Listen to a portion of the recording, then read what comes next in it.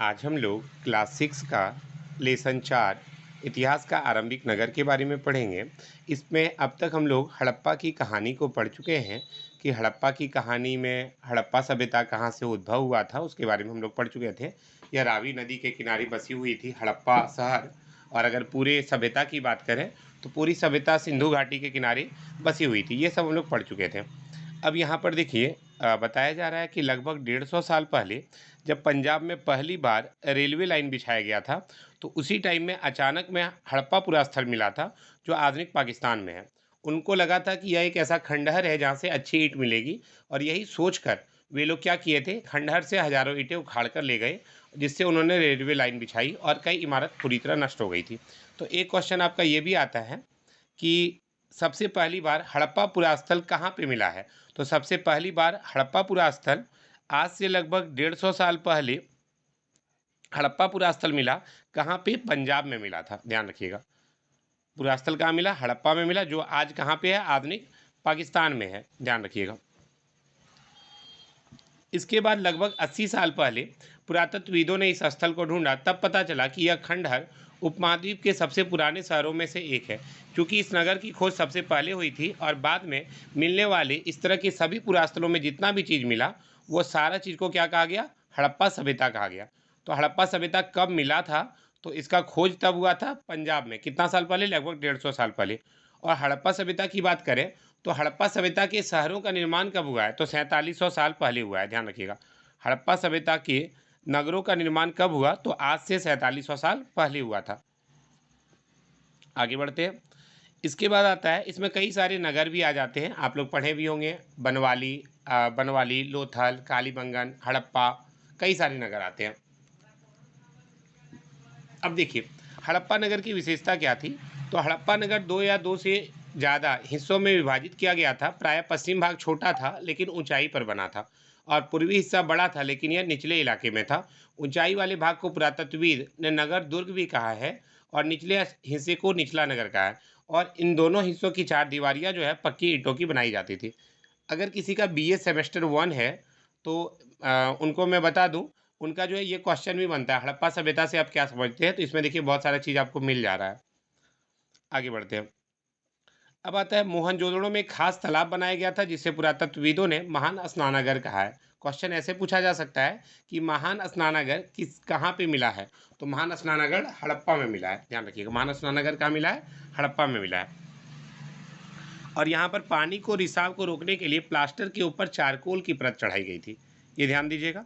यहाँ पर देखिए एक मैप दिखाया गया है। इस मैप में आपको बताया जा रहा है कौन कौन सी नदियाँ हैं। पिछले क्लास में चर्चा हो चुकी है कि सिंधु नदी की सहायक नदी कौन कौन सी है। तो झेलम, चेनाब, रावी और रावी नदी है। हड़प्पा स्थल है, राखीगढ़ी स्थल है, ये सभी आप जानते हैं। कौन कहाँ पे है, कोई बताएंगे? कालीबंगा कहाँ पे है? कालीबंगा राजस्थान में। राजस्थान। राखीगढ़ी कहाँ है? हरियाणा में। राखीगढ़ी हरियाणा। हरियाणा में। बहुत अच्छा, ठीक है। राखीगढ़ी हरियाणा में है। इसके बाद देखिए एक और नाम दिया हुआ है, गंवेरी वाला। गंवेरी वाला जो है आपका, ये पंजाब में स्थित है, ध्यान रखिएगा। चनहुदड़ो, चनहुदड़ो कहाँ पे है? कोई बताएंगे चनहुदड़ो कहाँ पे है? सर गुजरात में। हाँ, उसका भी वही होगा, हमको भी लगता है। धोलावीरा भी गुजरात में है, सुरकोतला गुजरात में है, लोथल, लोथल आपका पंजाब में है। लोथल गुजरात में है।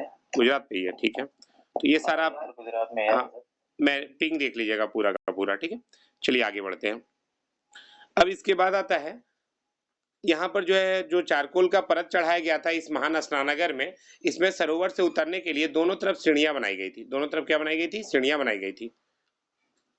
और चारों ओर कमरे बनाए गए थे, इसमें पानी निकाला भी जाता था, डाला भी जाता था। कालीबंगा और लोथल जैसे अन्य नगरों में अग्निकुंड मिले हैं जो संभवतः यज्ञ किए जाते होंगे।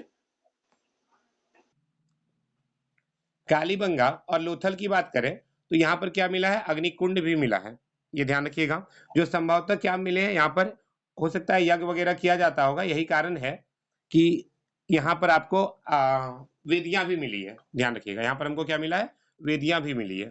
हड़प्पा, मोहनजोदड़ो और लोथल जैसे कुछ नगरों में बड़े बड़े भंडारगिरी मिले हैं। भंडारगिरी किसे कहा जाता है? तो अगर हम भंडारगिरी की बात करें तो जहां पे अनाजों को रखा जाता है उसे भंडारगिरी कहा जाता है, ध्यान रखिएगा। आगे बढ़ते हैं। अब आपका ये महान स्नानागार दिखाया गया है कि इसी में बहुत सारे लोग एक साथ स्नान किया करते होंगे, इसको लेकर के बात की गई है। अब आता है भवन, नाली और सड़कें। इसमें कहा जा रहा है हड़प्पा नगरों में कम से कम एक मंजिला या दो मंजिला होती थी। हड़प्पा नगर की अगर हम बात करें तो हड़प्पा नगर क्या होते थे? एक मंजिला या फिर दो मंजिला हुआ करते थे। और यहाँ पर क्या होता था? अधिकांश घरों में स्नानागार भी होता था और पानी के निकासी की एक विशेष व्यवस्था की गई थी।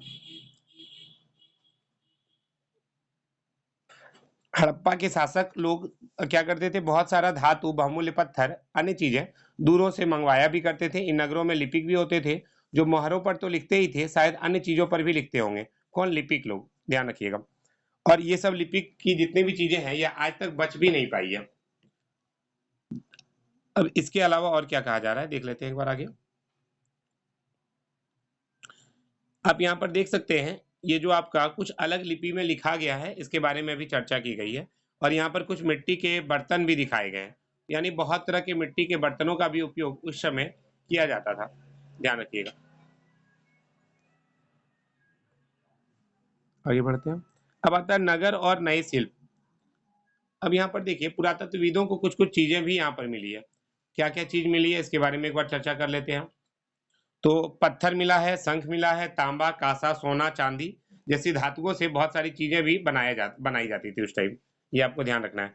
पुरातत्वविदों को जो चीज मिला है उनमें से अधिकतर किससे मिलकर के बना है? पत्थर, शंख, तांबा, कांसा, सोना, चांदी, इन सब चीजों से बना है, ध्यान रखिएगा। आगे बढ़ते हैं।